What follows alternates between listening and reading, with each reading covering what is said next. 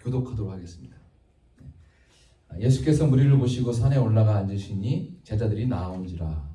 입을 열어 가르쳐 이르시되 심령이 가난한 자는 복이 있나니 천국이 그들의 것이며 애통하는 자는 복이 있나니 그들이 위로를 받을 것이며 온유한 자는 복이 있나니 그들이 땅을 기업으로 받을 것이며 의에 줄이고 목마른 자는 복이 있나니 그들이 배부를 것이며 긍휼히 여기는 자는 복이 있나니 그들이 긍휼히 여김을 받을 것이며 마음이 청결한 자는 복이 있나니 그들이 하나님을 볼 것이며 화평하게 하는 자는 복이 있나니 그들이 하나님의 아들이라 일컬음을 받을 것이며 의를 위하여 박해를 받은 자는 복이 있나니 천국이 그들의 것이라.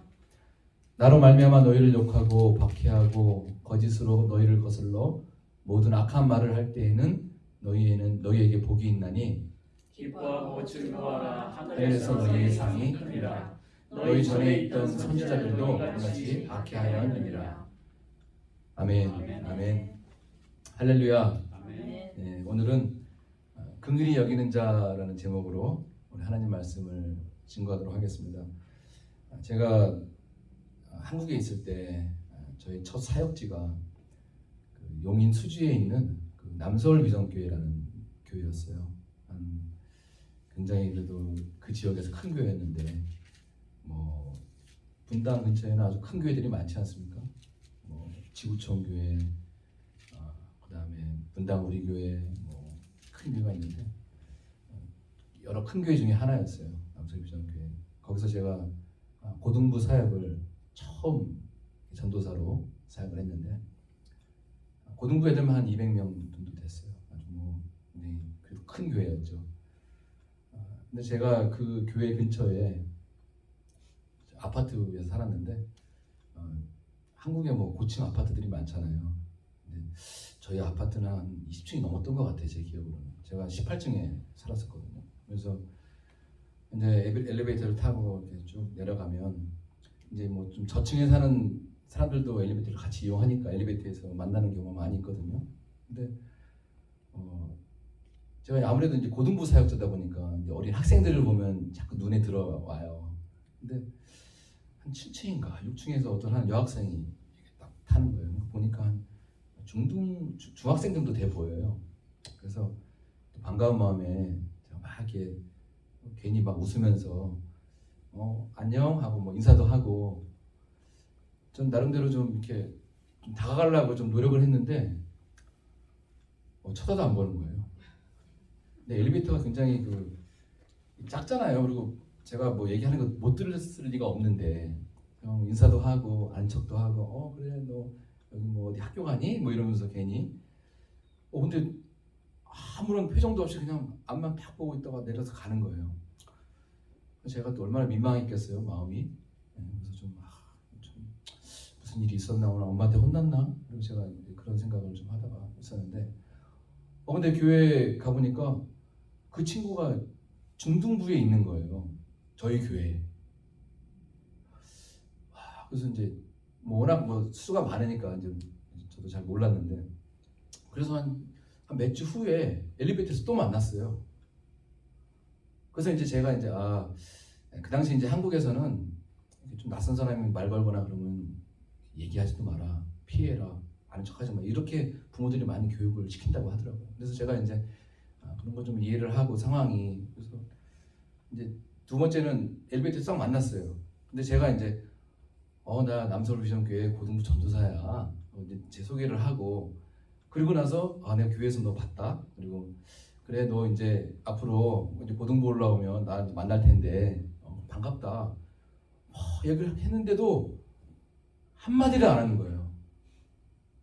그리고 그냥 또 그냥 휙 가는데 제가 아직까지도 잊혀지지가 않아요. 그 친구는. 그러면서 제가 느낀 게 뭐냐면 분명히 뭔가 가정에 문제가 있는 친구가 아닌가. 부모에게 상처를 입었든지 아니면 친구들과의 관계 가운데 상처를 입었든지 아니면 뭔가 그 마음 가운데 이렇게 다른 사람들과 관계할 수 없을 만큼 감정이 메마르고 무뎌지고 그리고 두려워하는 그런 마음이 있지 않았나라는 그런 생각을 했습니다. 이런 모습 보면서 저는 우리가 살아가는 이 시대가 뭐 다 그렇지는 않지만 참 갈수록 메말라가고 있지 않는가라는 생각을 했어요. 우리가 알고 모르게 가정에서 아니면 직장에서 사회에서 서로에게 상처를 주고받으며 살아가고 있으며 또한 그 상처가 씻겨지지 않은 채 살아가고 있는 사람들이 많이 있다는 거예요. 사실 우리가 살아가는 가정에서 먼저 그 상처가 회복되어야 되지 않습니까? 부모를 통해서, 대화를 통해서, 상담을 통해서 이렇게 서로 사랑을 주고받으면서 그 상처가 치유가 되고 회복이 돼야 되는데 우리가 살아가는 가정이 그런 역할과 기능을 상실하고 있는 것이 가장 큰 문제가 아닌가라는 그런 생각을 하게 됐어요. 우리도 이렇게 사회생활 하다 보면 또 직장생활하고 학교생활 하다 보면 너무나 바빠가지고 가족 간의 대화가 사라지게 되고 정말 사실 이 따뜻한 대화를 통해서 마음이 좀 풀어져야 되는데 그렇지 못하게 되는 경우가 너무나 많이 있다는 거예요. 마태복음 24장에 보면요, 예수님께서 이런 말씀을 하셨습니다.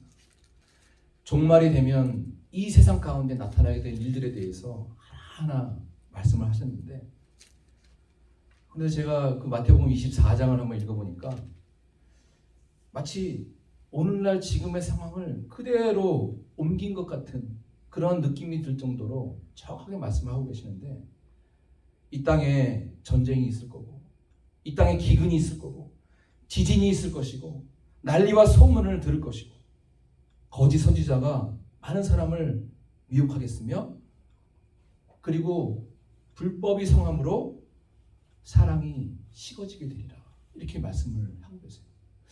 저는 여기서 12절 말씀해 보니까 불법이 성함으로 사랑이 식어지리라라고 하는 이 말씀을 좀 강조하고 싶어요. 오늘날 우리에게 이 세상의 가운데서 나타나고 있는 그런 모습들이 이런 모습 아니에요? 날이 갈수록 마음이 메말라지고 사랑이 식어지고 그리고 감정 없이 무감각하게 살아가는 사람들이 너무나 많이 있다는 거예요. 마지막 시대를 살아가는 우리에게 예수님께서 너무나 정확하게 아시고 우리의 마음을 찌르는 것 같아요.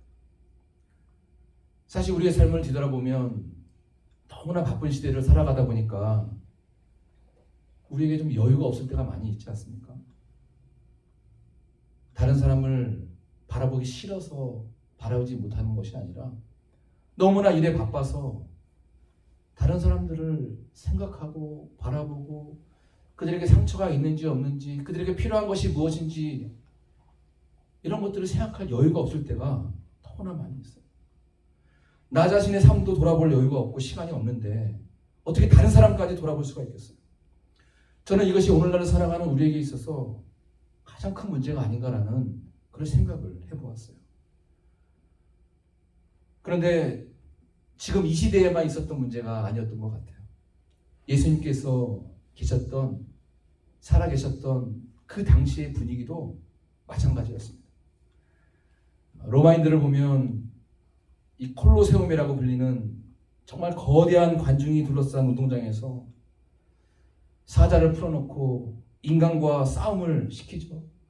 그리고 사자가 인간들을 물고 정말 몸이 갈기갈기 찢어지는 것을 보면서 그 관중들이 쾌감을 느끼는 그런 사람들이 예수님이 계시던 그 당시에도 있었다는 거예요. 마치 오늘날 사이코패스라고 불리는 그런 사람들이 예수님 당시에도 있었다는 거예요.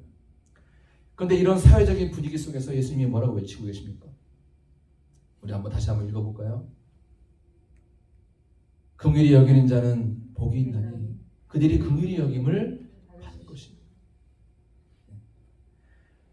근데 여러분 한번 생각해 보세요. 지금 이 시대를 살아가는 우리의 상황이나 예수님께서 계셨던 그 당시 상황에 그 시대와는 전혀 맞지 않는 그런 말씀인 것 같아요. 여러분 혹시 긍휼이란 단어를 살아가면서 쓰신 적이 있으신가요? 너 좀 저 옆에 있는 분들 좀 긍휼히 좀 여겨봐.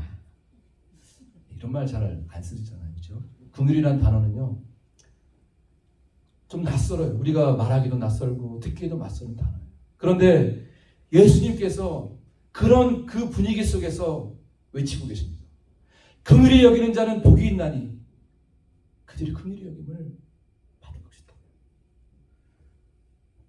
여러분, 그런데 이 시대를 살아가는 사람들은 뭐라고 외치고 있습니까? 긍휼히 여기는 자가 복이 있다라고 말하고 있습니까? 치열한 경쟁 속에서 남을 눌러야 살아남을 수 있지 않겠냐? 더 강해져라. 더 능력을 가져라. 너희가 약해 보이고 착하게 살려고 하면 할수록 다른 사람들이 너를 얕볼 거야. 우습게 대하고 바보 취급할 거야. 세상이 우리에게 말하는 메시지는 이런 거 아닙니까, 여러분? 또한 우리 자신에게 조금만 손해가 있어도 바로 등을 돌리는 것이 이 시대의 모습 아닙니까? 그런 시대에 예수님께서 하시는 이 말씀은 전혀 우리의 상황과 어울리지가 않아 보인다는 거예요. 저는 먼저 이 구절의 의미를 좀 다시 한번 말씀드리고 싶은데, 이 사전적인 의미로 긍휼이라고 하는 이 단어는요, 다른 사람을 불쌍히 여기는 태도를 말하고 있어요. 그래서 보통 이 말씀을 해석할 때 내가 먼저 다른 사람을 긍휼히 여기면 나도 역시 하나님께로부터 긍휼히 여김을 받을 수 있을 거다라는 그런 의미로 받아들일 때가 참 많이 있어요. 그런데 좀 더 정확하게 말하면 이 말씀은 그런 의미가 아닙니다. 여러분 한번 사실 생각해 보십시오. 누가 이 긍휼의 마음을 가질 수 있겠습니까? 여러분 살아가면서 이 긍휼의 마음을 가진 사람들을 혹시 자주 만난 적이 있습니까? 아니면 우리 마음속에 태어나서부터 이 긍휼이라고 하는 이 마음이 여러분 정말 생기던가요? 모든 사람의 마음 가운데 있는 이 마음이 아니라는 거예요. 이 말씀은 우리가 순서를 정확히 아는 것이 중요해요. 이 말씀은 내가 먼저 다른 사람을 긍휼히 여길 때 그때 비로소 우리가 하나님께로부터 긍휼히 여김을 받는다는 그런 말이 아니라, 우리가 먼저 하나님께로부터 긍휼히 여김을 받았기 때문에 하나님께로부터 긍휼히 여김을 받은 자는 그때 비로소 다른 사람을 긍휼히 여길 수 있을 것이다. 그 뜻이에요. 하나님께로부터 먼저 긍휼을 여김을 받았기 때문에 그 사랑을 알고 그 하나님의 긍휼한 마음을 이해하고 받아들인 사람만이 다른 사람을 바라보며 긍휼히 여길 수 있을 것이다라는 그런 말이에요.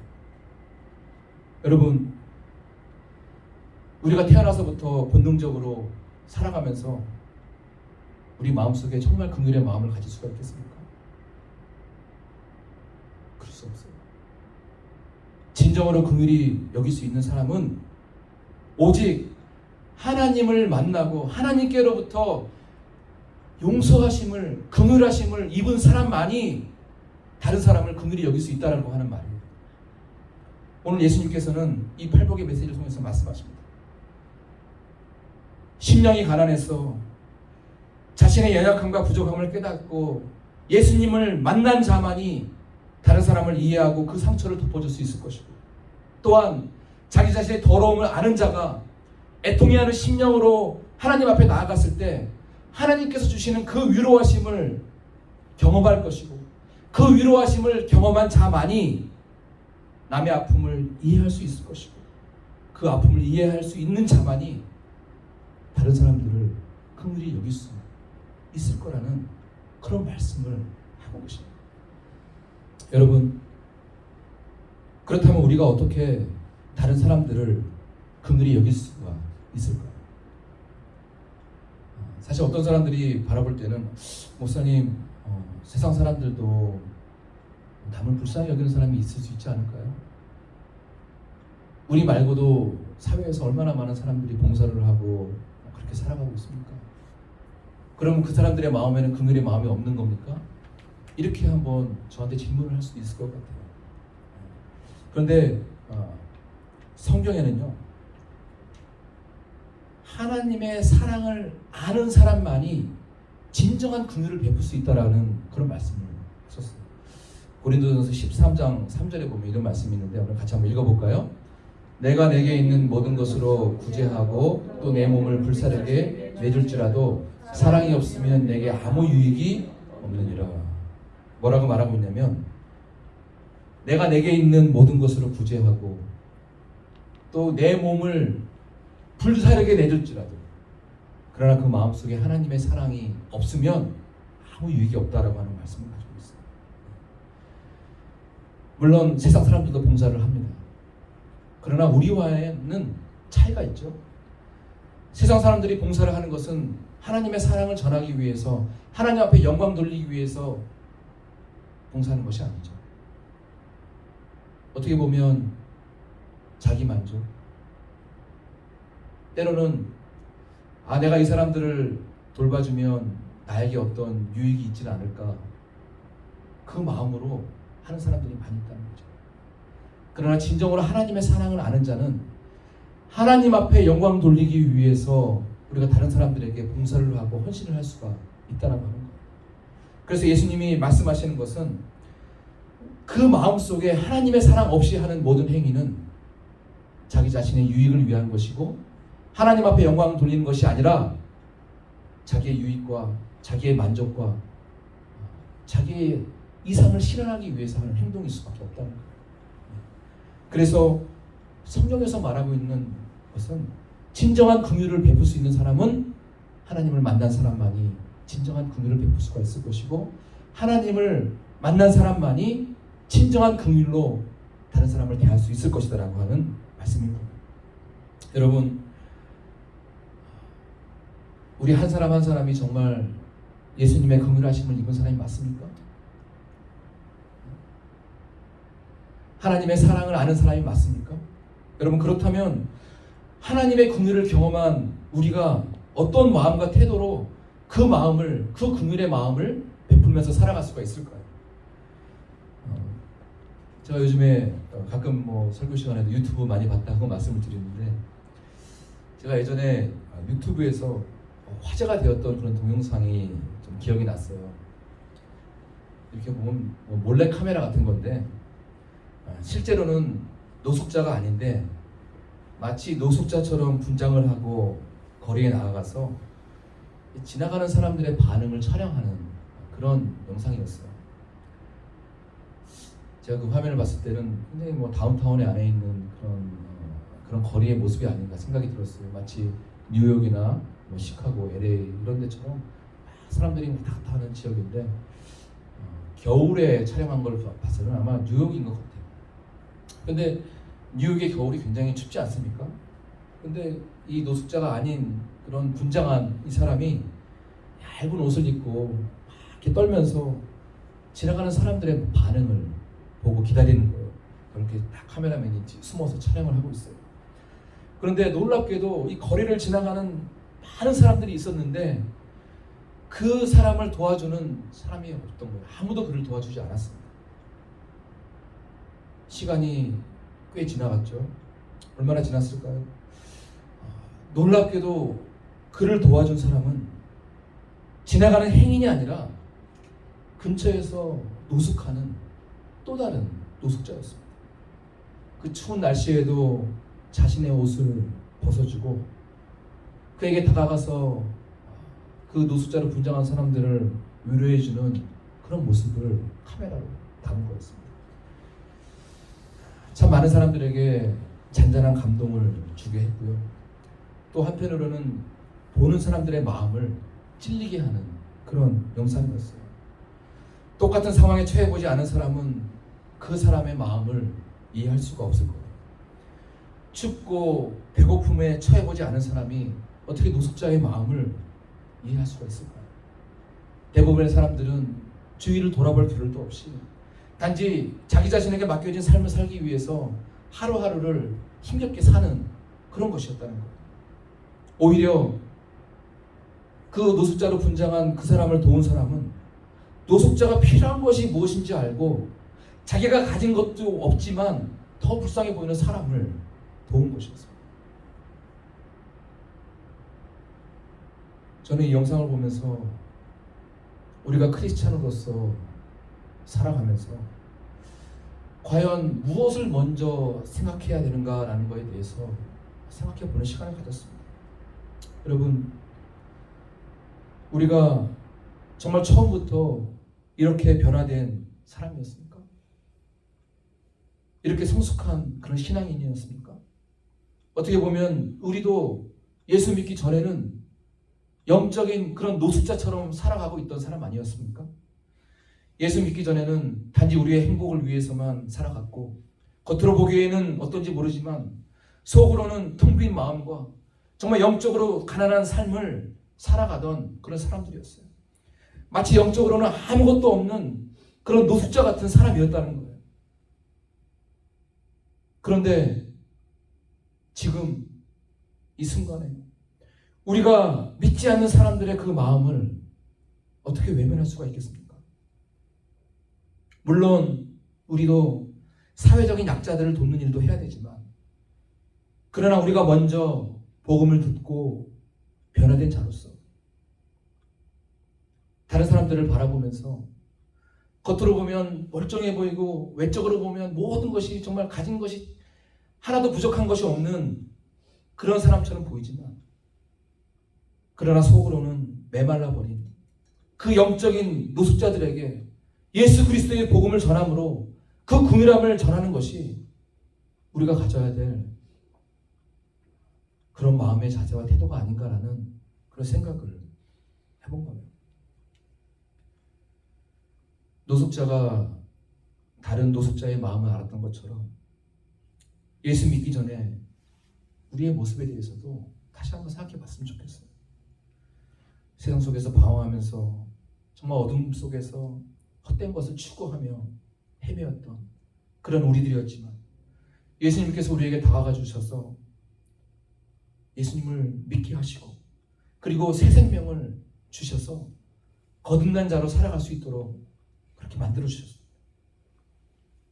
우리는 이 땅 가운데서 우리가 정말 가장 먼저 무엇을 위해서 살아야 하는지를 먼저 깨달은 자로서 삶을 살아가고 역할을 다 해야 한다는 거예요. 어거스틴이라고 하는 그런 위대한 신학자가 이런 말을 했어요. 내가 영혼이 떠나버린 몸을 위해서 운다면, 내가 영혼이 떠나버린 육체를 위해서 운다면, 하나님을 떠나버린 영혼을 위해서도 당연히 울어야 되지 않겠는가라는 그런 말을 했습니다. 믿음을 가졌지만 실제로는 영적인 삶을 추구하지 않은 그런 우리의 마음을 찌르는 그런 말이었어요. 우리는 보통 장례식에 가면 죽은 시신들을 앞에 놓고 많은 눈물을 흘리는 것을 볼 때가 참 많이 있지 않습니까? 그런데 하나님을 떠나버린 그 죽은 영혼들을 향해서는 정말 우리 마음속에 드는 마음이 어떤 마음입니까? 우리가 정말로 그들을 불쌍히 여기고 있습니까? 긍휼히 여긴다는 말은 바로 이 말이에요. 교회를 다니다가 신앙을 잃어버린 영혼들, 그리고 아직도 하나님을 모른 채 단지 하루하루를 돈을 벌기 위해서 그 삶을 살아가고 있는, 정말 한 시간 한 시간이 지날 때마다, 하루하루가 지날 때마다, 시간이 지나고 세월이 지날 때마다 지옥을 향해서 나아가고 있는 그 사람들을 향해서 불쌍히 여기는 마음을 갖는 것이 바로 오늘 예수님께서 말씀하신 긍휼을 실천하는 겁니다. 우리 믿음의 선배들은 이런 영혼들을 향한 긍휼함이 있었고요. 그 마음으로 수많은 고초를 당하면서까지 복음을 전했다는 겁니다. 사랑하는 성도 여러분, 우리가 예수님을 위해서 정말 오늘도 할 수 있는 것이 무엇이 있겠습니까? 참으로 해야 될 일들이 많이 있지만 이 하나님의 일을 긍휼의 마음을 품고 하는 사람들 많지 않을 겁니다. 그래서 예수님께서 이런 말씀을 하셨어요. 추수할 밭은 많은데 일꾼이 없다라고 말씀하신 겁니다. 여러분, 우리가 다른 사람들을 긍휼히 여기는 마음이 있다면 오늘도 우리 주위에 있는 그 한 영혼 한 영혼을 향해서 기도함으로, 그리고 그들에게 복음을 전함으로 이 예수님께서 우리에게 주신 이 비전을 이루어 나가야 한다는 거예요. 제가 매주 화요일 저녁에 아는 목사님과 함께 팀 전도를 하고 있는데요. 지난 화요일에도 또 목사님 만나서 저녁 시간에 하니까 간단하게 식사를 하려고 이렇게, 제가 또 뭐 한국 사람들 입맛에 맞는 게 포잖아요. 포, 베트남 쌀국수 좋아하는데 이 근처에도 포집이 있어가지고 같이 한번 식사를 간단하게 했습니다.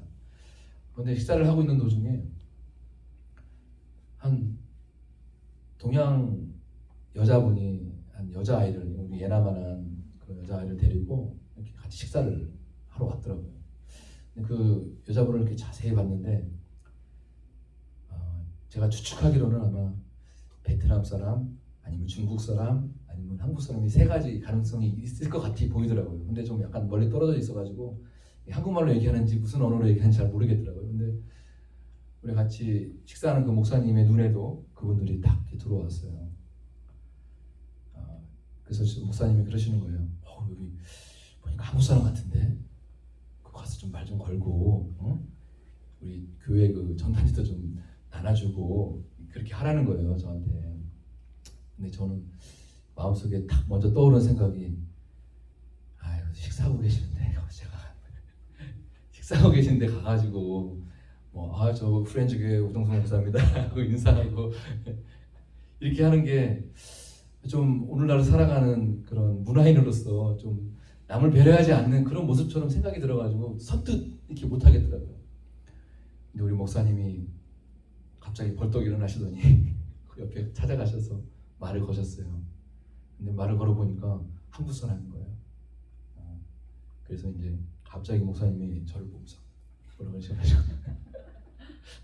여기 프리스코 사십니까? 이러면서 뭐 따님인가 봐요. 그랬더니 그래서 막 얘기를 걸고 여기 뭐 프리스코의 오정성 목사고 자기는 이제 누구 목사입니다. 그러면서 소개도 하고 그러면서 혹시 교회 다니십니까? 이렇게 물어봤어요. 그랬더니 교회를 찾고 계신다는 거예요. 목사님이 잘 됐다고 그러면서 이제 저한테 이제 빨리 나가서 그 전단지를 가지고 이렇게 드리라는 거예요. 근데 제가 전단지를 이렇게 드리면서도 제가 마음속에 자꾸 이제 좀 부담이 되는 게, 그분이 이제 이렇게 국수를 한 입 이렇게 입에 넣고 있는데 제가 전단지를 이렇게 드려야 되는 그런 상황인 거예요. 그래서 제가 이게 정말 좀 배려하지 못하는 모습이 아닌가, 이런 마음이 자꾸 들더라고요. 근데 이제 자꾸 이제 머릿속에서 제가 그 상황을 계속 생각을 했어요. 과연 이 세상 사람들을 향한 우리의 배려가 무엇일까? 어떻게 보면 좀 밥 먹을 때는 좀 그런 거 좀 안 했으면 좋겠어요 라고 하는 사람들도 있잖아요, 주위에. 그런데 우리가 이 세상 사람들에게 나아갈 때 어떤 마음으로 나아가는 것이 진정한 배려일까라는 그런 생각을 많이 해보게 됐어요. 그런데 예수님이 사도 바울의 입술 통해서 뭐라고 말씀하셨냐면, 너희가 때를 얻든지 간에 말씀을 전파하고 전해라라고 말씀하셨거든요. 우리가 세상 사람들을 향해서 가져야 될 진정한 배려는, 물론 사회적으로 세상적인 매너와 양식을 지키는 것도 중요하지만 더 큰 배려는 예수님을 알지 못한 채 지옥을 향해서 나아가고 있는 세상 사람들에게 예수 그리스도의 복음을 들고 단 한 번이라도 그들에게 나아가서 예수님을 전하고 교회를 소개할 수 있다면 여러분 그게 정말 진정한 배려 아닙니까? 믿지 않는 자들에게, 교회를 찾는 자들에게 단 한 번이라도 예수님의 이름을 전할 수 있고 교회에 대해서 생각할 수 있게 만들어주는 것. 그게 세상 사람들을 향한 진정한 배려가 아닐까요? 저는 이 일을 다시 한번 생각해 보면서